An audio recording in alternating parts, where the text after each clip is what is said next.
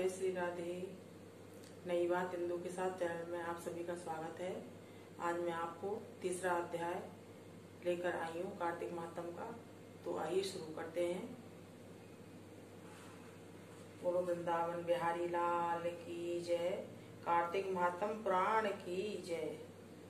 तीसरा अध्याय। बोलो हरे नमः। पानी की उत्पत्ति की कथा।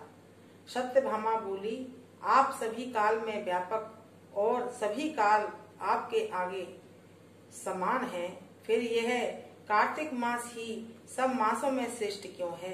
सब तिथियों में एकादशी और सब मासों में कार्तिक मास को ही आप अपना प्रिय क्यों बतलाते हैं? इसका कारण कहिए। भगवान कृष्ण बोले, हे प्रिय, तुमने मुझसे बहुत अच्छी बात पूछी है। सुनो, मैं तुमको इसका कारण बतलाता हूँ, ध्यान से सुनो। इसी प्रकार एक बार महाराज बैन के पुत्र राजा पृथु ने प्रश्न के उत्तर में देव ऋषि नारद से प्रश्न किया था और श्री नारद जी ने उसे कार्तिक मास की महिमा बतलाई थी। राजा पृथु के प्रश्न के उत्तर में देव ऋषि नारद ने कहा था, हे राजन, एक समय शंख नामक एक राक्षस बड़ा बलवान और अत्याचारी हो चुका है। उसने अपने अत्याचारों से तीनों लोकों को कंपायमान कर दिया था। उस शंखासुर ने स्वर्ग में रहने वाले देवताओं को जीतकर इंद्र आदि 10 लोकपालों के अधिकारों को छीन लिया था। उसके डरकर सभी देवता सुमेरु पर्वत की गुफाओं में कुटुंबियों के साथ बहुत दिनों तक छिपे रहे थे। वे सुमेरु पर्वत की गुफाओं में निश्चिंत होकर रहने लगे। उधर जब शंख को पता चला कि देवता आनंद से सुमेरु पर्वत पर रहने लगे हैं, तो उसने सोचा कि ऐसी कोई दिव्य शक्ति जरूर है जिसके कारण अपना अधिकार छिन जाने पर भी देवता बलवान होते हैं। यह सोचते सोचते वह इस परिणाम पर पहुंचा कि वह सब वेद मंत्रों के बल से ही बलवान हो रहा है। अगर इनसे वेद छीन लिए जाएं तो वह अपने आप निर्बल हो जाएंगे। देव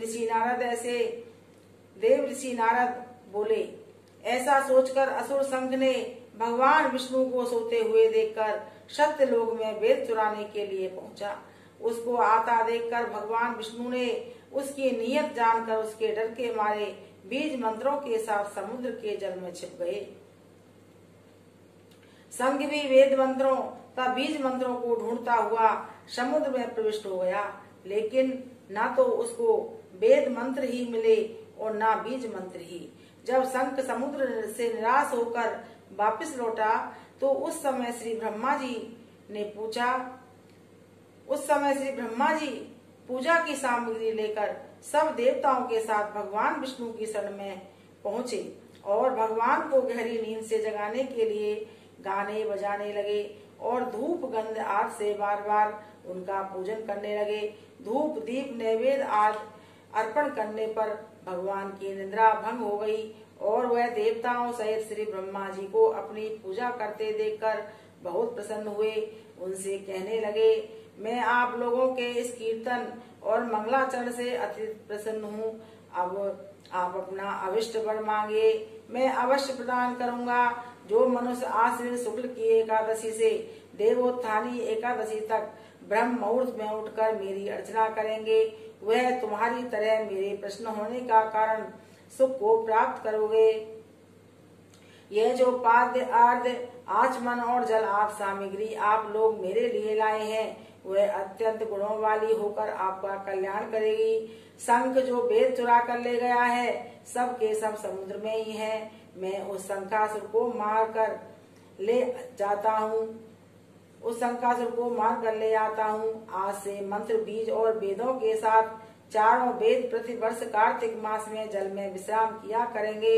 अब मैं मत्स्य का रूप धारण करके समुद्र में जाता हूँ और आप लोग भी ऋषि महर्षियों को साथ लेकर मेरे साथ चलें। जो कार्तिक मास में पहर रात्रि पहले स्नान करते हैं, वे निश्चय ही अक्षय फल को पाते हैं। वे अज्ञात में अमृत स्नान का फल प्राप्त करते हैं। हे देवेंद्र, जो कार्तिक मास में व्रत करते हैं, उन्हें सब प्रकार से धन पुत्र पुत्री आदि देते रहना, उन्हें सब आपत्तियों से बचाते रहना। हे धनपति कुबेर, मेरी आज्ञा के अनुसार तुम उनका धन धान बढ़ाते रहना क्योंकि इस प्रकार का आचरण करने वाला प्राणी मेरा रूप धारण करके जीवन मुक्त हो जाता है। जन्म से लेकर मरण पर्यंत जिसने विधि पूर्वक यह उत्तम व्रत कर लिया है वह आप लोगों का भी पूजनीय है। आप लोगों ने मुझे कार्तिक शुक्ल एकादशी तिथि को जगाया है, इसलिए यह एकादशी मान्य है और मुझको बड़ी प्रिय है। देवताओं, ये दोनों व्रत नियम पूर्वक करने से प्राणी मेरे समीप पहुंच जाते हैं। इन व्रतों के करने से जो फल मिलता है वह अन्य व्रतों से नहीं मिलता। इसलिए हर मनुष्य को सुखी और निरोग रहने के लिए कार्तिक महात्म और एकादशी की कथा सुनते हुए उपरोक्त नियमों का पालन करना चाहिए। बोलो कार्तिक महात्म पुराण की जय। बोलो वृंदावन बिहारी लाल की जय। राधा रानी की जय। जय श्री राधे।